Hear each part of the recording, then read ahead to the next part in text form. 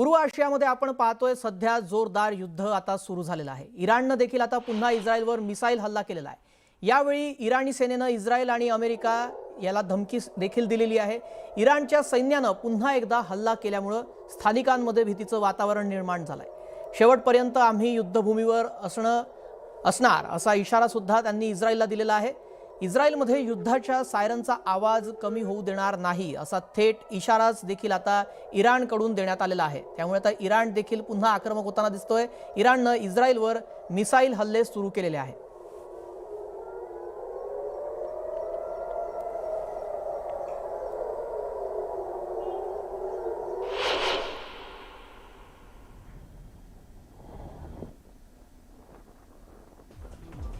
दरम्यान Israel Iran युद्ध अधिक तीव्र होत असल्याचं दिसून येतंय आणि यामध्ये आपण वेगवेगळी दृश्य पाहतोय।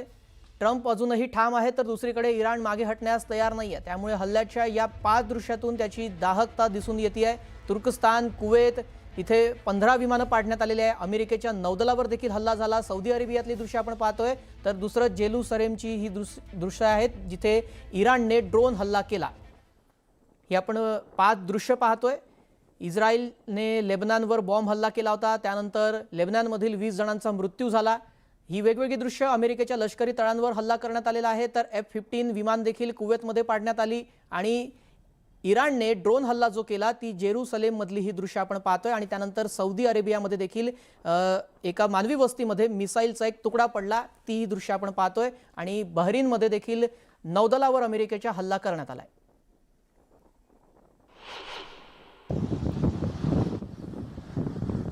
दरम्यान इराण, अमेरिका आणि इस्रायलचे हल्ले परतवून लावत असल्याचं दिसतंय। अमेरिका आणि इस्रायलला प्रत्युत्तर म्हणून सौदी अरेबियाच्या राज तनुरावर आत्मघाती हल्ला करण्यात आलेला आहे। यावेळी इराणने ऑइल रिफायनरीवर लक्ष केलं आणि तिथे देखील हल्ला केला।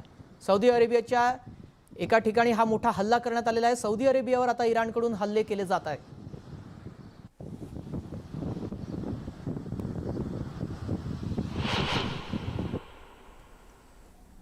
दरम्यान इराणच्या सैन्याने पुन्हा एकदा बहरीनच्या बहरंगावर हवाई हल्ला केलेला आहे। येथील अमेरिकन जहाजाला इराणने निशाणा बनवलेला आहे। ज्या जहाजावर हल्ला केला ते युद्ध साहित्याने भरलेलं असल्याची ही माहिती समोर आलेली आहे। जहाजामध्ये युद्धाची साहित्य होती। बंदरगाहावर मोठा हा हल्ला करण्यात आलेला आहे। अमेरिकन जहाजाला इथे निशाणा बनवण्यात आलेला आहे। आपण पाहतोय आता हे युद्ध आणखी तीव्र होत चाललेलं आहे।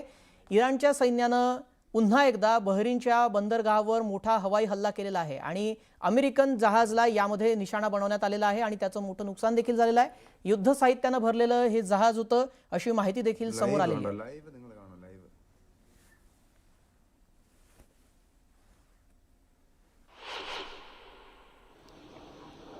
दरम्यान आता इराणने पुन्हा एकदा इराकच्या सीमावर्ती भागामध्ये हल्ला केलेला आहे।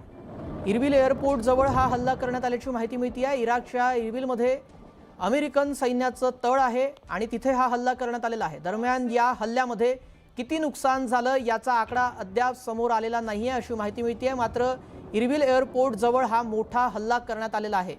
ठिकठिकाणी आता लक्ष केलं जात आहे आणि हल्ले केले जात आहे। इराकच्या सीमावर्ती भागामध्ये हा हल्ला करण्यात आलेला आहे। इराणकडून प्रत्युत्तर म्हणून जी कारवाई केली जाते आहे, जे प्रतिहल्ले केले जात आहेत त्याची वेगवेगळी दृश्य आपण पाहतोय। इरबिलमध्ये अमेरिकन सैन्याचं तळ असल्याची माहिती होती आणि तिथे हा हल्ला करण्यात आलेला आहे।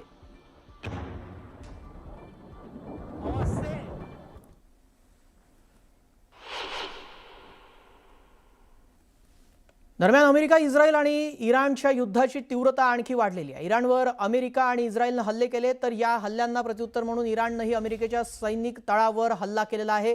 त्यामुळे इराण, इस्रायल या देशामध्ये ठिकठिकाणी आता सायरन वाजलेले आहे। इराणकडून अमेरिकन सैन्य तळांवर हल्ले केले जात आहेत। युद्ध भडकल्याचं दिसतंय।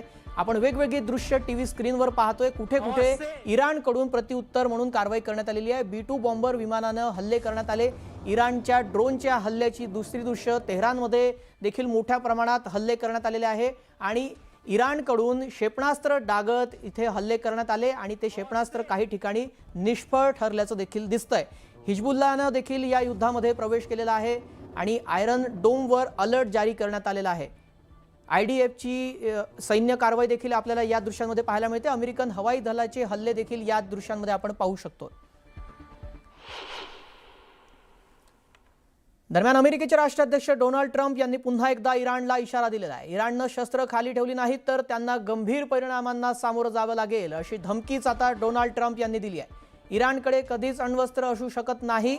अमेरिकेनं त्यांच्या अण्वस्त्र सुविधा नष्ट करणार असा इशारा दिला होता, पूर्वीच दिलेला होता आणि त्यानंतर आता ट्रम्प पुन्हा एकदा आक्रमक झाल्याचं दिसतंय आणि थेट ट्रम्प यांनी धमकीच दिली आहे. त्यामुळे आता ट्रम्प यांच्या या इशाऱ्यानंतर इराण माघार घेणार का हे पाहणं महत्त्वाचं ठरणार आहे, कारण इराणकडून देखील आक्रमक भूमिका घेतली जाते आणि प्रतिहल्ले केले जात आहेत.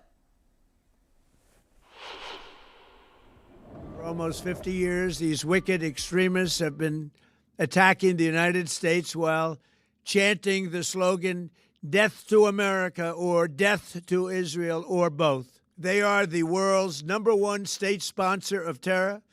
We are the world's greatest and most powerful nation, so we can do something about what they do.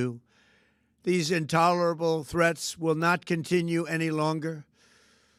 I once again urge the Revolutionary Guard, the Iranian military, police, to lay down your arms and receive full immunity or face certain death. दरम्यान Israeli हल्ल्यानंतर बेरूतमध्ये गोंधळ उडाल्याचं दिसतंय. लोक दक्षिण लेबनॉनमधून पळून जात आहेत.